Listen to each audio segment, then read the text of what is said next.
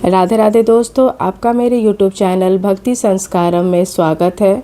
आज मैं लेके आई हूँ सत्यनारायण व्रत की कथा। अगर आपको मेरा ये वीडियो अच्छा लगे तो प्लीज़ मेरे चैनल को लाइक कीजिए, सब्सक्राइब कीजिए। तो आइए सुनते हैं सत्यनारायण व्रत की कथा। शास्त्रों में बताया गया है कि सत्यनारायण व्रत कथा का पाठ करने से व्यक्ति को 1000 यज्ञ करने के बराबर पुण्य फल की प्राप्ति होती है। सत्यनारायण भगवान का व्रत से भगवान विष्णु के सत्य स्वरूप के बारे में बताया गया है। इस व्रत का पाठ करने से घर में सुख शांति समृद्धि का वास होता है और भगवान विष्णु की कृपा होती है। सत्यनारायण व्रत का प्रथमो अध्याय। एक समय की बात है, नैमिषारण्य तीर्थ में शौनकादि 88 ऋषियों ने सूत जी से पूछा, हे प्रभु, इस कलयुग में वेद विद्या रहित मनुष्यों को प्रभु भक्ति किस प्रकार मिल सकती है तथा आप उसका उद्धार कैसे होगा? मुनि श्रेष्ठ, कोई ऐसा तप बताइए जिससे थोड़े समय में ही पुण्य मिले और मनवांछित फल भी मिल जाए। इस प्रकार की कथा सुनने की हम इच्छा रखते हैं। सर्वशास्त्रों में ज्ञाता सूत जी बोले, हे वैष्णवों, मैं पूजने आप सभी को प्राणियों के हित की बात पूछी है, इसलिए मैं एक ऐसे श्रेष्ठ व्रत को आप लोगों को बताऊंगा जिसे नारद जी ने लक्ष्मी नारायण जी से पूछा था। आप सब इसे ध्यान से सुनिए। एक समय की बात है, योगीराज नारद जी दूसरों के हित की इच्छा करने अनेकों लोकों में घूमते हुए मृत्यु लोक में आ पहुँचे। यहाँ उन्होंने अनेक योनियों में जन्मे प्राय सभी मनुष्यों को अपने कर्मों द्वारा अनेकों दुखों से पीड़ित देखा। उनका दुख देखकर नारद जी सोचने लगे कि कैसा यत्न किया जाए जिसे करने से निश्चित रूप से मानव के दुखों का अंत हो जाए। इसी विचार पर मनन करते हुए वह विष्णु लोक में गए। वहाँ पर देवों ने इष्ट नारायण की स्तुति करने लगे। हाथों में शंख चक्र गदा और पद, गले में वरमाला पहने हुए थे। स्तुति करते हुए नारद जी बोले, भगवान आप अत्यंत शक्ति से संपन्न हैं। मन तथा वाणी से भी आपको नहीं पा सकती है। आप यदि मध्य तथा अंत नहीं हैं, निर्गुण स्वरूप सृष्टि के कारण भक्तों को दुख को दूर करने वाले हैं, आपको नमस्कार है। नारद जी की स्तुति सुनकर विष्णु भगवान बोले, हे मुनिश्रेष्ठ, आपको मन में क्या बात है? आप किस काम के लिए पधारे हैं, उसे निसंकोच कहो। इस पर नारद मुनि बोले कि मृत्यु लोक में अनेक योनियों में जन्मे मनुष्य अपने कर्मों द्वारा अनेकों दुखों से दुखी हो रहे हैं। हे नाथ, आप मुझ पर दया रखते हैं तो बताइए कि मनुष्य थोड़े ही प्रयास से ही अपने दुखों को कैसे छुटकारा पा सकते हैं? श्री हरि बोले, हे नारद मुनि, की भलाई के लिए तुमने बहुत अच्छी बात पूछी है, जिसे करने से मनुष्य मोह से छूट जाता है। वह बात मैं कहता हूँ, सुनो। स्वर्ग लोक व मृत्यु लोकों दोनों में एक दुर्लभ उत्तम व्रत है जो पुण्य देने वाला है। आज प्रेमवश होकर मैं उसे तुमसे कहता हूँ। श्री सत्यनारायण भगवान का यह व्रत अच्छी तरह विधान पूर्वक करके मनुष्य तुरंत ही सुख भोग कर मरने पर मोक्ष प्राप्त होता है। श्री हरि के वचन सुनकर नारद जी बोले, उस व्रत का फल क्या है और उसका विधान क्या है? यह व्रत किसने किया था? इस व्रत को किस दिन करना चाहिए? सभी कुछ विस्तार से बताइए। नारद जी की बात सुनकर श्री हरि बोले, दुख और शोक को दूर करने वाला, यह सभी स्थानों पर विजय दिलाने वाला है। मानव और भक्ति व श्रद्धा के साथ शाम को श्री सत्य नारायण की पूजा धर्म पारायण होकर ब्राह्मणों व बंधुओं के साथ करनी चाहिए। भक्ति भाव से ही निवेद्य केले का फल, खीर, दूध और गेहूँ का आटा सवाया ले, गेहूं के स्थान पर साठी का आटा, शक्कर तथा गुड़ लेकर सभी भक्षण योग्य पदार्थों को मिलाकर भगवान को भोग लगाए। ब्राह्मणों सहित बंधु बांधवों को भी भोजन कराए। इसके बाद स्वयं भोजन करे, भजन कीर्तन के साथ भगवान की भक्ति में लीन हो जाए। इस तरह से सत्यनारायण भगवान का यह व्रत करने का मनुष्य की सभी इच्छाएं निश्चित रूप से पूरी होती है। इस काली काल अर्थात कलयुग में मृत्यु लोक में मोक्ष का यही एक सरल उपाय बताया गया है। श्री सत्यनारायण भगवान व्रत कथा का दूसरा अध्याय। सूत जी बोले, हे ऋषियों, जिसने पहले समय में इस व्रत को किया था उसका इतिहास कहता हूँ, भगवान से सुनो। सुंदर काशीपुर नगरी में एक अत्यंत निर्धन ब्राह्मण रहता था। भूख प्यास से परेशान वह धरती पर घूमता रहता था। ब्राह्मणों से प्रेम करने वाले भगवान ने एक दिन ब्राह्मण का वेश धारण कर उसके पास जा पूछा, हे विप्र, नित्य दुखी होकर तुम पृथ्वी पर क्यों घूमते हो? दीन ब्राह्मण बोला, मैं निर्धन ब्राह्मण हूँ, भिक्षा के लिए धरती पे घूमता हूँ। हे भगवान, यदि आप इसका कोई उपाय जानते हो तो बताइए। वृद्धा ब्राह्मण कहता है कि सत्यनारायण भगवान का मनवांछित फल देने वाले हैं, इसलिए तुम उनका पूजन करो। करने से मनुष्य सभी दुखों से मुक्त हो जाता है। वृद्धा ब्राह्मण बनकर आए हुए सत्यनारायण भगवान उसको निर्धन ब्राह्मण को व्रत का सारा विधान बताकर अंतर्ध्यान हो गए। ब्राह्मण मन ही मन सोचने लगा कि जिस व्रत को वृद्धा ब्राह्मण करने को कह गया है, मैं उसे ज़रूर करूँगा। वह निश्चय करने के बाद उसे रात को नींद नहीं आई और वह सवेरे उठकर सत्यनारायण भगवान के व्रत का निश्चय कर भिक्षा के लिए चला गया। उस दिन निर्धन ब्राह्मण को भिक्षा में बहुत सा धन मिला, जिसे उसे बंधुओं के साथ मिलकर सत्यनारायण भगवान का व्रत संपन्न किया। भगवान सत्यनारायण भगवान का व्रत संपन्न करने के बाद निर्धन ब्राह्मण सभी दुखों से छूट गया और अनेक प्रकार की संपत्तियों से युक्त हो गया। उसी समय से यह ब्राह्मण हर माह उस व्रत को करने लगा। इस तरह से सत्यनारायण भगवान के व्रत को जो मनुष्य करेगा सभी प्रकार के पापों से छूटकर मोक्ष प्राप्त होगा। जो मनुष्य इस व्रत को करेगा वह सभी दुखों से मुक्त हो जाएगा। सूत जी बोले कि इस तरह से नारद जी ने नारायण जी को कहा, श्री नारायण व्रत को मैंने तुमसे कहा है, हे विप्रो, मैं अब और क्या कहूँ? ऋषि बोले, हे मुनिवर, संसार में उस विप्र से सुनकर और किस किस ने इस व्रत को किया, हम सब इस व्रत को सुनना चाहते हैं। इसके लिए हमारे मन में श्रद्धा का भाव है। सूत जी बोले, हे महामुनियों, जिसने इस व्रत को किया वे सब सुनो। एक समय विप्र धन व ऐश्वर्य के अनुसार अपने बंधु बांधवों के साथ इस व्रत को करने को तैयार हुआ। उसी समय एक लकड़ी बेचने वाला बूढ़ा आदमी आया और लकड़ी बाहर रखकर अंदर ब्राह्मण के घर गया। प्यास से दुखी व लकहारा उसने व्रत करते देख विप्रों को नमस्कार कर पूछने लगा, आप यह सब क्या कर रहे हैं? तो उसने बताया कि यह व्रत कर रहा हूँ, तथा इसे करने से क्या फल मिलेगा, कृपया मुझे बताइए। ब्राह्मण ने कहा कि सब मनोकामनाओं को पूरा करने वाला यह सत्यनारायण भगवान का व्रत है। इसकी कृपा से ही घर में धन धान आदि की वृद्धि हुई है। विप्र ने सत्यनारायण भगवान का व्रत के बारे में जानकर लड़कहारा बहुत प्रसन्न हुआ।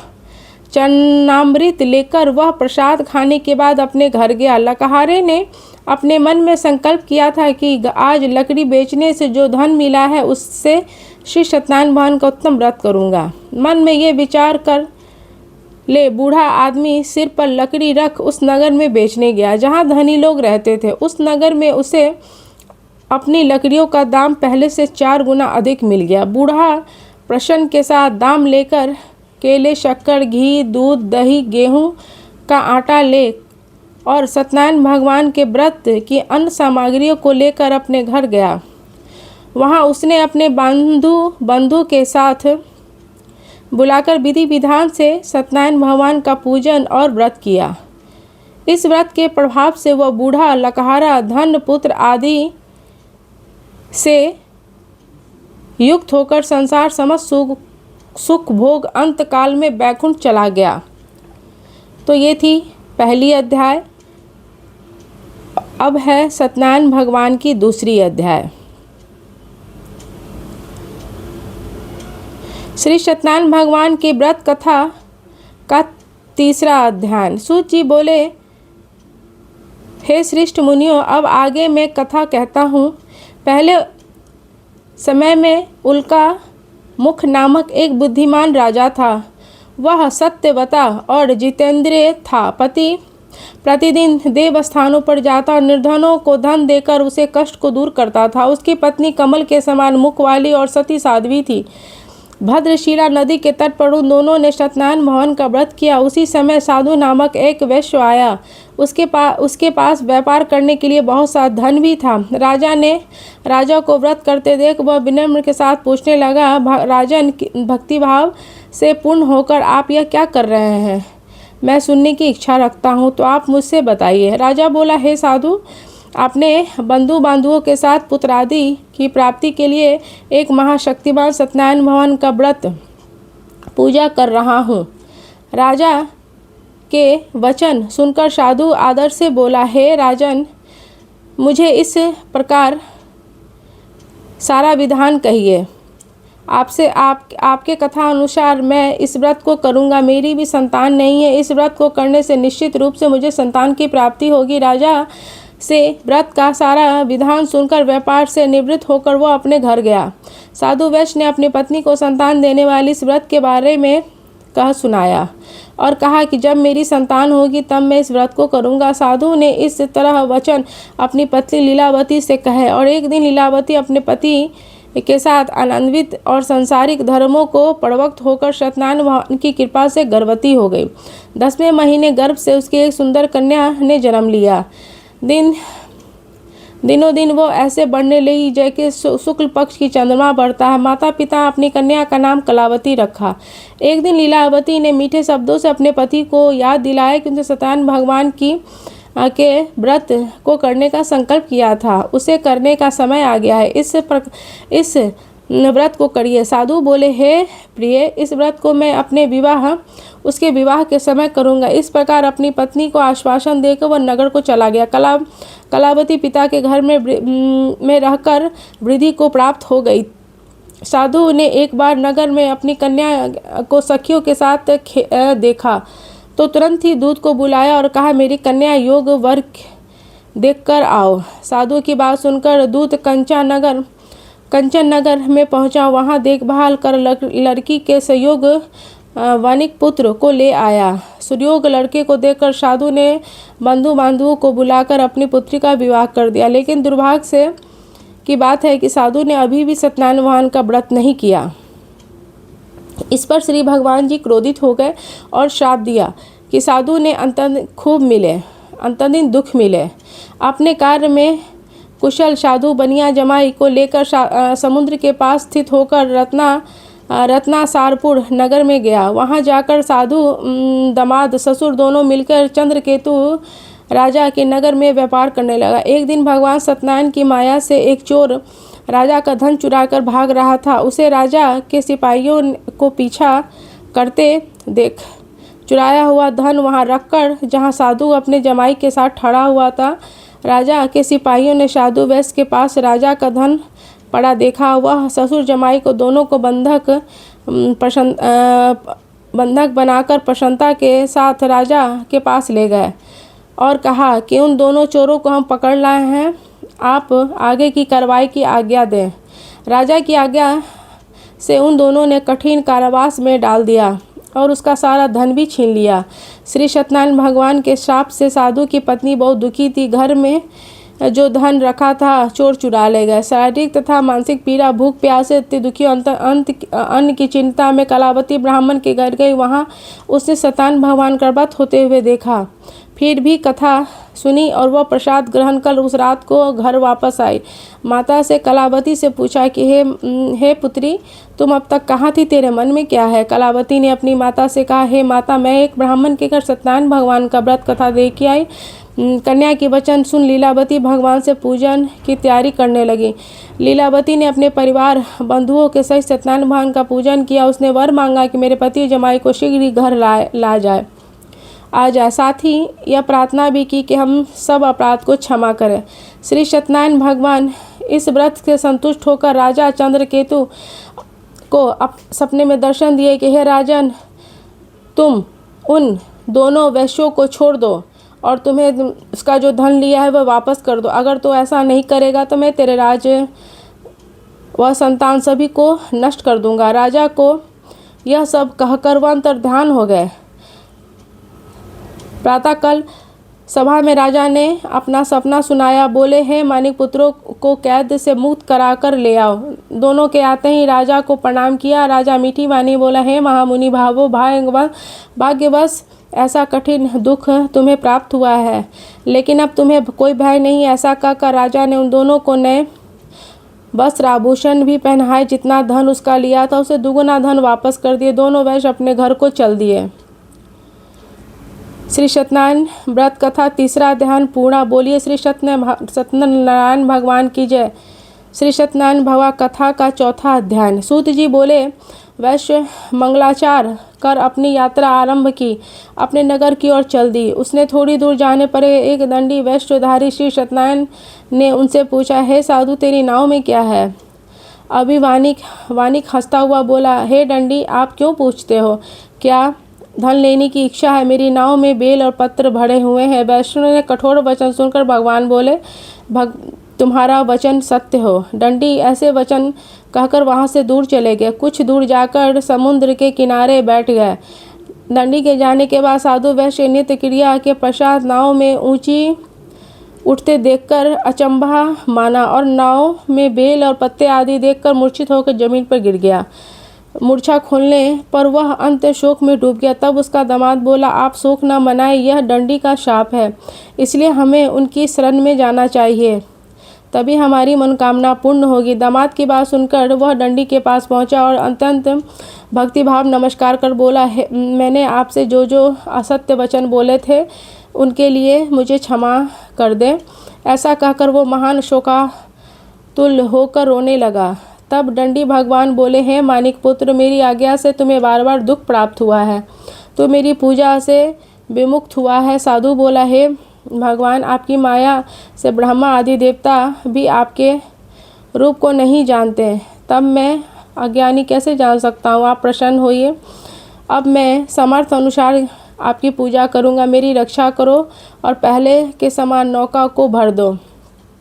साधु वैश्य की भक्ति भाव वचन को सुनकर भगवान प्रसन्न हो गए।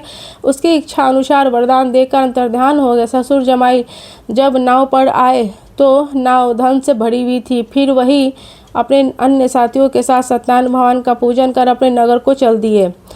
जब नगर के नज़दीक पहुँचते दूत को घर पर खबर करने के लिए भेजा। दूत साधु की पत्नी को प्रणाम कर कहता है, मालिक अपने दामाद सहित नगर के निकट आ गए हैं।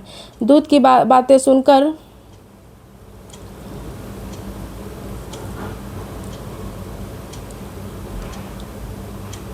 साधु की पत्नी लीलावती बड़े हर्ष के साथ सत्यनारायण भगवान का पूजन अपनी पुत्री कलावती से कहा, है मैं अपने पति के दर्शन को जाती हूँ, तू कार्य पूर्ण कर शीघ्र ही आ जाना। माता के ऐसे वचन सुनकर कलावती जल्दी प्रसाद छोड़कर पति के पास चली गई। प्रसाद की अवज्ञा के कारण सत्यनारायण भगवान रुष्ट हो गए। नाव सहित उसके पति को पानी में डुबो दिया। कलावती अपने पति को वहां न पाकर रोती हुई जमीन पर गिर गई। नौका को डूबा हुआ देखकर वह कन्या को रोता हुआ साधु दुखी होकर बोला, हे प्रभु, मुझसे तथा मेरे परिवार से जो भूल हुई इसके क्षमा करो। साधु के दीन वचनों को सुनकर श्री सत्यनारायण भगवान प्रसन्न हो गए और वाणी हुई, हे साधु, तेरी कन्या मेरी प्रसाद को छोड़कर आई, इसलिए उसका पति अदृश्य हो गया है। यदि वह घर जाकर प्रसाद खाकर लौटती है तो उसका पति अवश्य मिलेगा। ऐसा आकाशवाणी सुनकर कलावती घर पहुंचकर प्रसाद खाके और फिर आकर अपने पति का दर्शन करते। उसके बाद साधु अपने बंधु बांधवों सहित सत्यनारायण भगवान का विधि विधान से पूजन करता है। इस लोक का सुख भोग व अंतर में स्वर्ग को जाता है। श्री सत्यनारायण भगवान का चौथा दान संपूर्ण। बोलिए सत्यनारायण भगवान की जय। श्री सत्यनारायण भगवान का 5वां अध्याय। सूत जी कहे, हे ऋषि, मैं और भी एक कथा सुनाता हूँ, उसे भी ध्यानपूर्वक सुनिए। प्रजा पालन में लीन तुरंगध्वज नाम का एक राजा था। उसने भी भगवान का प्रसाद त्याग कर ही बहुत दुख सहन किया। एक बार वन में जाकर वन पशुओं को मारकर वह बड़े ही पेड़ के नीचे आया। वहाँ उसने ग्वालों के भक्ति भाव से अपने बंधुओं सहित सत्यनारायण भगवान का पूजन करते देखा। अभिमानवश राजा ने उन्हें देखकर भी पूजा स्थान में नहीं गया और न ही उसे भगवान को नमस्कार किया। ग्वालों ने राजा को प्रसाद दिया, लेकिन उसने वह प्रसाद नहीं खाया। प्रसाद छोड़कर वह अपने नगर को चल दिया। जब वह नगर में पहुंचा तो वहां सब कुछ तहस नहस पाया। शीघ्र ही समझ गया कि यह सब भगवान ने किया है। वो दोबारा ग्वालों के पास पहुंचकर विधि पूर्वक पूजन कर प्रसाद खाया तो श्री सत्यनारायण भगवान की कृपा से उसे सब कुछ पहले की जैसा हो गया। दीर्घ काल तक सुख भोगने के बाद मरणोपरांत उसे स्वर्गलोक की प्राप्ति हुई। जो मनुष्य परम दुर्लभ इस व्रत को करेगा तो भगवान सत्यनारायण की अनुकंपा से उसे धन निधान की प्राप्ति होगी। निर्धन धनी हो जाता है और भयमुक्त होकर जीवन जीता है। संतानहीन मनुष्य को संतान सुख मिलता है और सारे मनोरथ पूर्ण होने पर मानव अंतकाल में वैकुंठ धाम को जाता है। सूत जी बोले, जिसने पहले इस व्रत को किया था, अब उसे दूसरे जन्म की कथा कहता हूँ। वृद्धा सतानंद ब्राह्मण ने सुदामा का जन्म लेकर मोक्ष की प्राप्ति हुई। लकाहारे ने अगले जन्म में निषाद बनकर मोक्ष प्राप्त हुए। उल्का मुख राजा दशरथ होकर वैकुंठ को गए। साधु नामक जो वैश्य ने मोरध्वज बनकर अपने पुत्र के सारे से चीरकर मोक्ष को पाया। महाराज तुरंत ध्वज ने स्वयं भुक्त होकर भगवान की भक्ति मुक्त होकर कर्म कर मोक्ष को पाया। श्री सत्यनारायण व्रत कथा का 5वां अध्याय संपूर्ण। बोलिए श्री सत्यनारायण भगवान की जय। श्री कृष्ण की जय, राम जी की जय। अगर आपको ये मेरा वीडियो अच्छा लगे तो प्लीज़ लाइक कीजिए, सब्सक्राइब कीजिए। मेरे वीडियो को देखने और सुनने के लिए बहुत बहुत धन्यवाद।